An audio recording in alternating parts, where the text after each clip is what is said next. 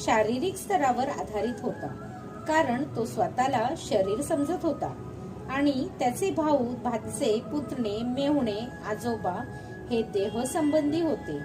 म्हणून त्याला आपल्या शारीरिक गरजांची पूर्ती करणे आवश्यक आहे असे वाटत होते.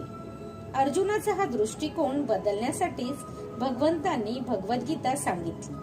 सरतेशेवटी अर्जुन जेव्हा सांगतो की करिष्ये वचनम तव, तुमच्या शब्दाप्रमाणे वागेल, तेव्हा तो भगवंताच्या मार्गदर्शनानुसार कार्य करण्याचा निर्धार व्यक्त करतो. या जगात मनुष्यानी कुत्र्या मांजऱ्याप्रमाणे भांडणे योग्य नाही. मनुष्य जीवनाचे महत्व जाणण्या इतपत आणि सामान्य पशुप्रमाणे भांडण्याचे नाकारा इतपत मनुष्याने बुद्धिमान असणे आवश्यक आहे. मनुष्याने जीवनाचे ध्येय जाणले पाहिजे